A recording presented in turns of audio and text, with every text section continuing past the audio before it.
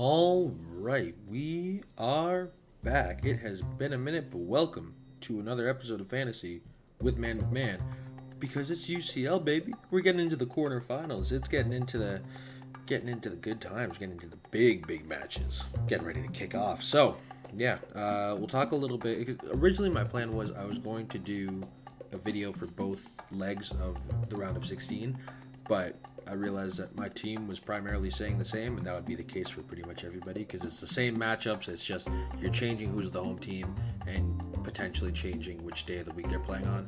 It didn't make sense to make a video for that. So yeah, we'll talk about how both the first and second leg of the round of 16 went, and then we'll talk about the adjustments that are being made for the quarterfinals because there were, well, at least for my team, there were a few unexpected eliminations. Yeah, more than a few actually, but yeah.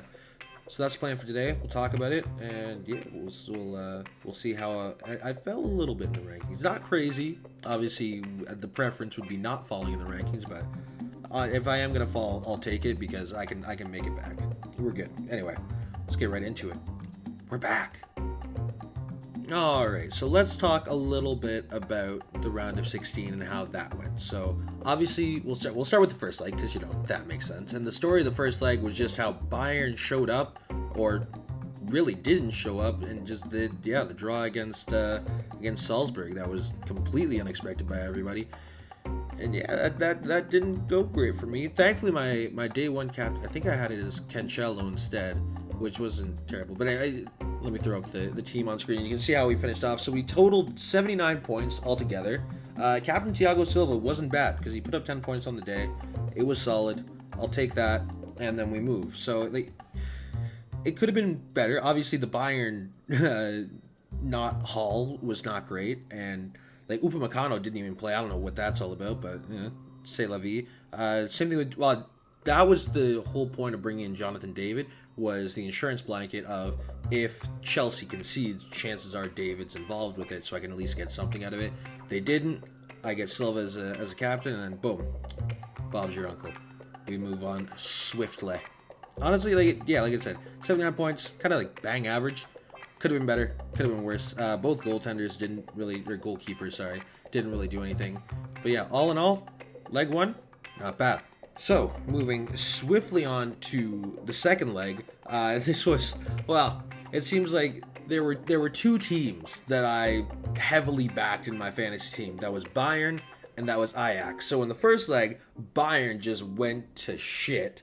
And in the second leg, it was Ajax's turn because, well, let me talk about the transfers that I made. So, I made my 3 transfers. So coming in, I had Edson Alvarez, Manuel Neuer, and Anthony. And then going out, I had Jonathan David, I had Rodri, and I had Pasveer.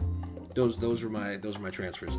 So yeah, if for those of you who are keeping track there, that's 4 Bayern players and 4 Ajax players. Which, I mean, hey, if you're gonna stack the deck, make it the favorites, right? And one of those favorites did not deliver. Thank you, Ajax. So yeah.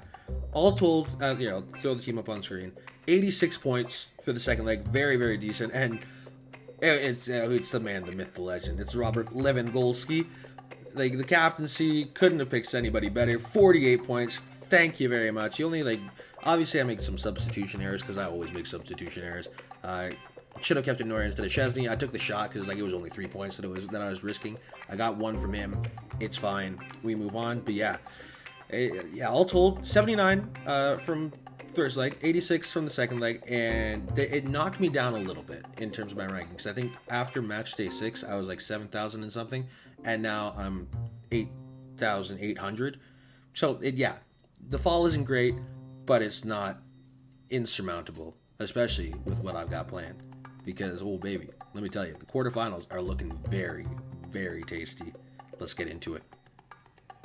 Alright, so now that we've addressed what went on in the round of 16, we can move forward and talk about the quarterfinals. So we'll first talk about the transfers because, well, I had 6 people in my team that got eliminated. So I transferred out 5. The only person that is eliminated and still in my team is Edson Alvarez, and that's purely because he is the cheapest, so there is no real suitable replacement for him, and there is no sense trying to transfer out somebody who would be coming in at a 4.9 for the extra 4 deduction. It really just didn't make sense. So the 5 players going out are Anthony, Danilo, Szczesny, Mazraoui, and Haller. So 3 Ajax, PSG, and a Juve all going out. Coming in, we have Gonçalo Ramos from Benfica, Bernardo Silva, Rulli, goalkeeper for Villarreal, Van Dijk, and Muller, however you want to say it. Tomasz, the horseman. You know what I'm talking about. So we got a Bayern, a City, a Villarreal, a Liverpool, and a Benfica. So Gonçalo Ramos is just because he was cheap. That's just straight up how it is. He's a viable option that was still in the tournament and didn't cost a lot of money. Silva has just been on a tear. City's looked unreal, so yeah, it was an easy pick. Really, this is where I've tried and hedge my bets a little bit. Not only is he cheap, but he is going up against Bayern. Obviously, Neuer will be my chosen starter between those two. However, if there is the off chance that Bayern get knocked out this round, I am guaranteed to have at least one goaltender confirmed going, or goalkeeper. Sorry about that, I keep making that mistake. I am guaranteed to have at least one goalkeeper going forward into the next round of the tournament. And yeah, Van Dijk, he's just been, he's an excellent player. He's on a team that is heavily favored. It was a no-brainer. Same thing with Mueller. Actually, I just needed a suitable forward because I'll just show you. Here's what the full team is looking like. So, as it stands, up front, we have Lewandowski, Gonçalo Ramos. In the midfield, we have Salah, Silva, Sane, Mahrez. Backline is like, it is so tasty. The defense is top tier. We have Silva, Cancelo, Van Dijk, Trent, and Neuer in goal. Like, what more do you want? On the bench, we have Rulli, Upamecano, Alvarez, who will be living there, assuming he doesn't get kicked out in between legs, and then Mueller. So, this is what we're starting with. Cancelo is my day one captain. I would imagine that if I do end up switching, it's going to be Lewandowski. That's just the easy pick. But you never know. I'm liking how it feels right now. I've kind of like readjusted. The only team that I have, I have the most assets, obviously, from Bayern, which I have 5. So, Lewandowski, Sane, Neuer, Upamecano, and Mueller. Upamecano is the same thing as Alvarez, where it's just like, chances are they're just going to end up on my bench for the whole time, but I didn't really feel the need to make that extra transfer. The extra 4 deduction wouldn't have been worthwhile to bring somebody else in. But yeah, so Bayern I've gone all in on because, their team is insane. So, of course, I'm going to pick them to go far. Like, they are my pick to win this year. And yeah, that's as simple as that. Gonçalo Ramos most likely getting subbed off. He's the only player from Benfica. Same thing at Rulli. He's my only player for Villarreal. Those two are both just insurance policies and are cheap. They're budget options that also kind of help me hedge my bets a little bit. So in terms of like the other players, I've got 3 Liverpool. I got 3 City.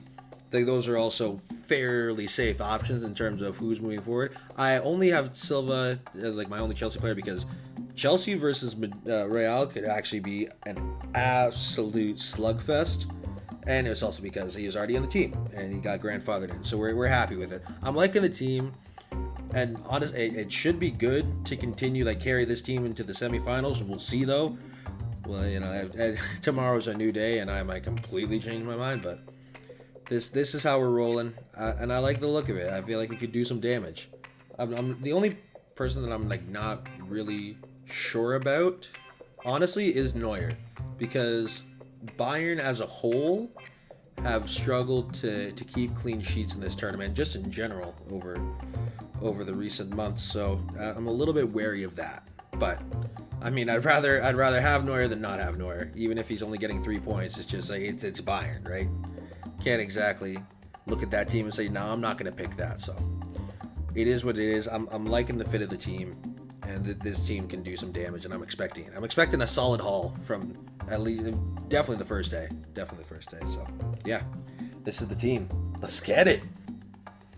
All right, that about does it for this episode of Fantasy with Man. If you enjoyed it, well, that's great. Feel free to leave a like, comment, subscribe, all that good stuff. And yeah, I'm kind of back somewhat. I don't really know where to go with the channel, so if you have any ideas that you'd like to see me do, feel free to let me know. But yeah, this is how we're going.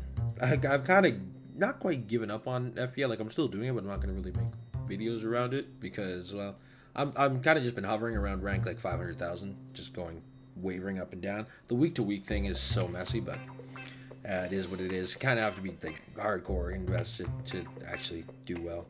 And this one with UCL, it's easier to do. Anyway, I'm waffling, but yeah, hopefully I was able to help you out a little bit. If that's so, fantastic. Love to see it. And yeah, I hope your fantasy week goes well. And if it doesn't go well, I hope at least like your actual team does well, because my team is already out. So that's fantastic. Anyway, that's it for me. I'll see you next time. Have a good one, and peace.